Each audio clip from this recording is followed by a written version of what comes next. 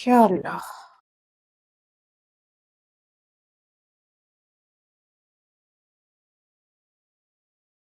हम्म। अम, अम्मी शादी हो गई? हाँ, हो गई शादी।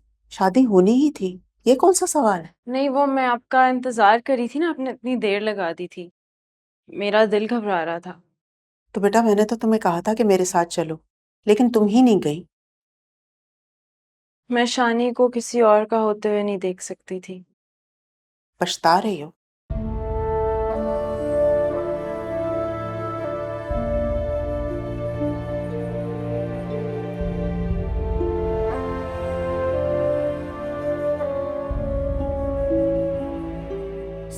क्या करे शानी? इतना तड़पाती हो ना मुझे। कब से इशारे कर रहा हूं, इतना नहीं हुआ कि मेरे सामने आकर बैठी हो। अम्मी मार्केट गई, वो किसी भी वक्त आ सकती हैं। और तुम भूल रहे हो कि भाभी अपने कमरे में है, वो भी आ सकती हैं। यही तो मैं कह रहा हूँ कि कहीं बाहर मिलते हैं ना यार। पहले तो कॉलेज जाती थी तो उसी बहाने मुलाकात हो जाती थी, अब उस मुलाकात से भी गया। मैं क्या करूं? तुम अम्मी के सख्त मिजाज के बारे में जानते हो ना। थोड़ी सी भी लेट होती हूँ, पुलिसमैन की तरह मेरी इन्वेस्टिगेशन करती हैं। तो मौका मिलेगा तुम्हें कॉल करके तुम्हें बता दूंगी ना। ऐसे ही टालती रहती हो तुम मुझे बस।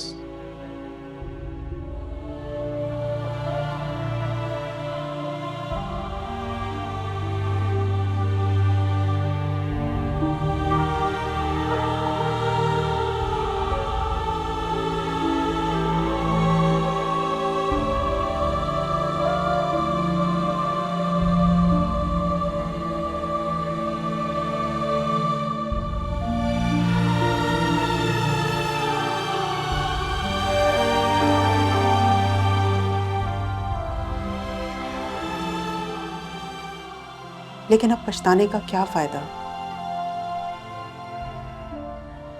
जब मैं तुम्हें समझाती थी तो तुम्हें मेरी बात समझ में नहीं आई, और अब अपना भी दिल जला रही हो और मेरा भी दिल खराब कर रही हो। छोड़ें अम्मी, अगर आपका दिल खराब हुआ होता ना, आप शादी पर ना जाती।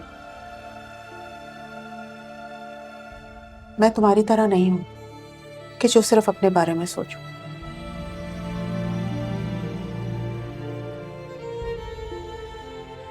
रिश्तेदारी भी निभानी पड़ती है। शाजिया ने इतनी मोहब्बत से बुलाया था। अगर मैं नहीं जाती तो वो क्या सोचती कि वसीम के जाने के बाद हमने उससे सारे रिश्ते तोड़ लिए।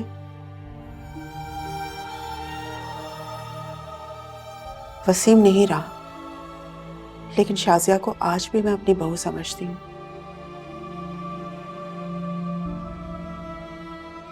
और वो भी मुझे उसी तरह से इज्जत देती है जैसे वसीम की जिंदगी में देती थी। तो फिर मैं क्यों नहीं जाती?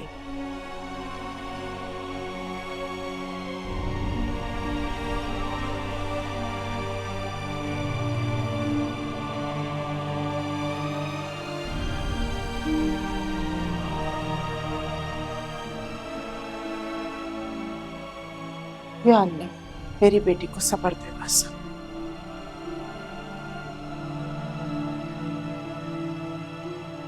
वार्निंग दी थी ना कि ऐसा कुछ मत करना कि जिसकी वजह से मेरा गुस्सा बेकाबू हो जाए। दी थी ना वार्निंग। ये क्या हो रहा है शानी?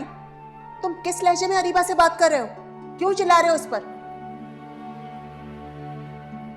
आज तक मैंने अपनी बेटी से इतनी तेज लहजे में बात नहीं की। तुम कौन होते हो इस तरह से अरीबा से बात करने वाले? अभी तक ये तुम्हारी बीवी नहीं बनी और तुम अभी से इस पे चीखना चिल्लाना शुरू हो गए हो। अम्मी, ये मेरा और शानी का पर्सनल मैटर है, हम बात कर लेंगे। आप चाहें यहाँ से प्लीज। मैं क्यों जाऊं अरीबा? तुम अभी इसके निकाह में नहीं हो तो ये हाल है इसका। कल को शादी हो गई तो पता नहीं क्या करेगा ये।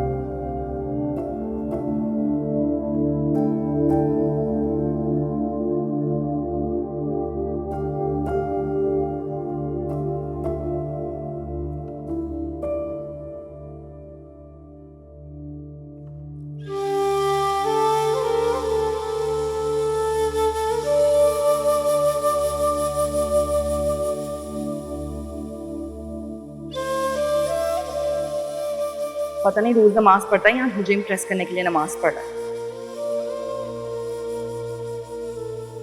क्या हो गया अनमोल तुम्हें? किसी इंसान की नमाज और उसके रब का मामला होता है। तुम कौन होती हो किसी के दिल का हाल जानने वाली, किसी को जज करने वाली?